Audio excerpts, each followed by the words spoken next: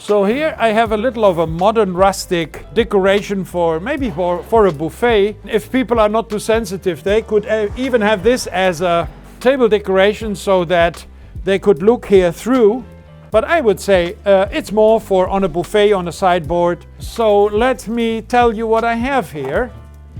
I come back to master education later. I don't let it go because I have so much to say about it. You see the it's Amarina, which is it's a hybrid between Amaryllis and Nerina. And it's fantastic, this flower. And I do a lot for Amaryllis. Not that I am on the payroll for production. No, I am helping a flower which is ideal for our life circumstances. The flower lasts very long. The flower is very strong. The colors are fantastic. The flower has a beautiful face and wonderful legs. So I would call it amongst all the Naomi Campbells, Claudia Schiffers, and I know more actually, but don't let me mention all the models in the world. But I think we should mention here this rose. That is a fantastic rose. It's the same color precisely like the color of the Nerina. That plate is what I have here, a transparent disc, which I did with wire, and then on this I found a greenish, yellowish lichen, which is growing usually on elderberry, on sambucus. I have a bit of Ornithogalum arabicum. The new name, what they give, is Ornithogalum sandersonii, but when I was in education, they called it arabicum, Ornithogalum arabicum. What are these strings here with these little cucumbers, these little pumpkins? This is Diplodociclos palmatum.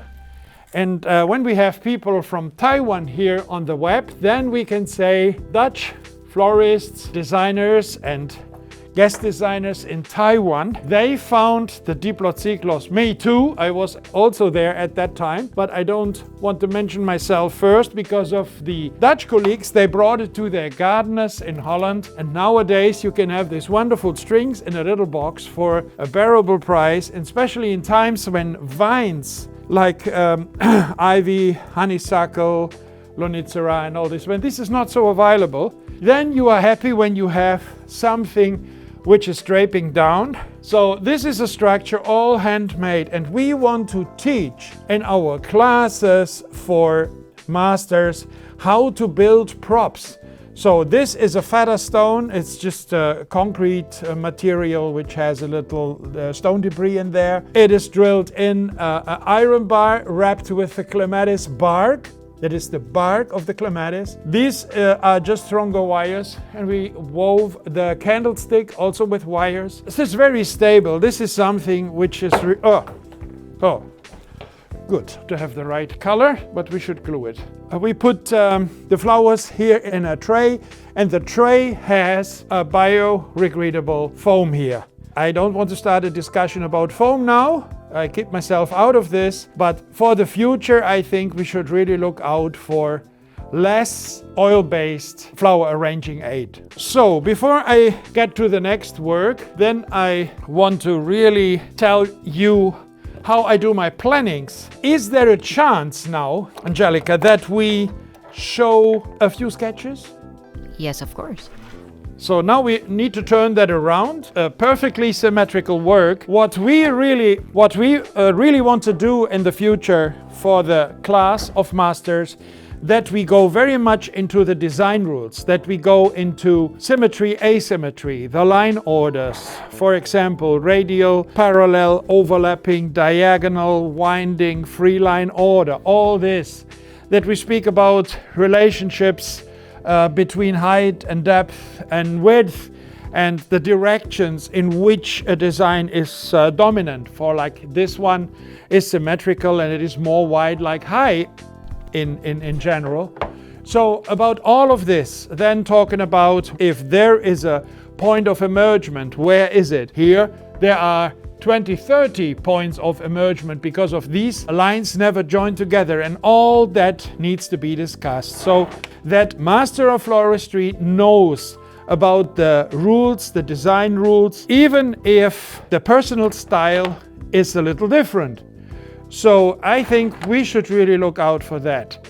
The sketches are there now. You see how I do my planning. So when I do something what I haven't done before, then I just take a little piece of paper and make a little communicative document for myself. And then when I want that I have help, that people help me, then I can share it. A master florist should be able to communicate with the client. I think that is very important. When the master florist is able to communicate, then it is easy to create individuality, because for the client it looks like you designed it only for her, for him, which can be the case, which I think it's wonderful, because of people want to be spoiled by the professionality of a professional individual, and sketching is one of it. We should study together sketching, at least sometimes in our days when we're here together, a couple of hours, even after dark, still an hour of sketching. I think sketching is communication, and communication nowadays is more than important. Thank you very much. How is it? We do another one? No question. Oh, well, there are a lot of compliments about your work. Compliments? Yes. They are far too nice to me now. Thank you very much. Yes, we enjoy, even if it rains outside, but we have compliments from our guests. So, my friends, Axel and Mike, they bring in now another work. So this one is a bit heavy, because of also in gastronomic situations, it should stand stable.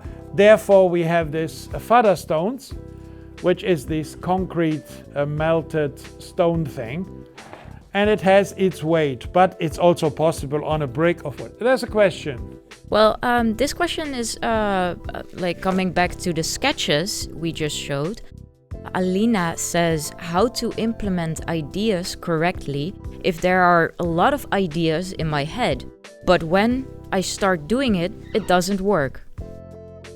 I think we still need to study, parallel to this, the rules of proportions. For example, the rules of 1, 1, 2, 3, 5, 8. You know, this kind of the Fibonacci concept, or the Leonardo da Vinci concept, so that we know how the rules of proportion are.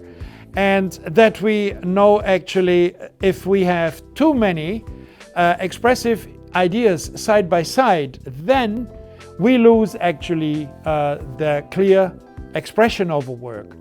So you cannot follow too many expressions. So if you say you have 5 ideas in your mind and you want to bring and implement them all in the work, it can be too much. So, you know, what I did was with the first horizontal bamboo, lifting a wax plate, drilling holes and placing flowers in there.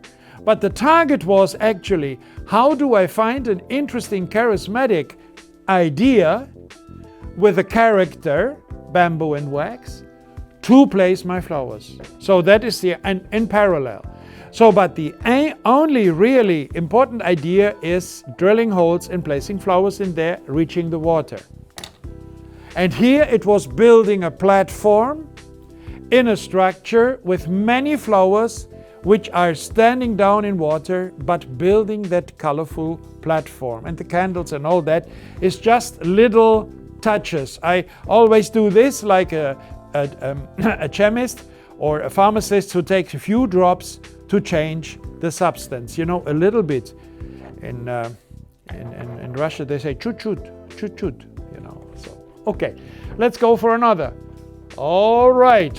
Here is Mr. Chickenfoot, huh? No, it is actually, I like works which are super light, which are floating. I like floating things. It maybe has to do with that I am not so light myself.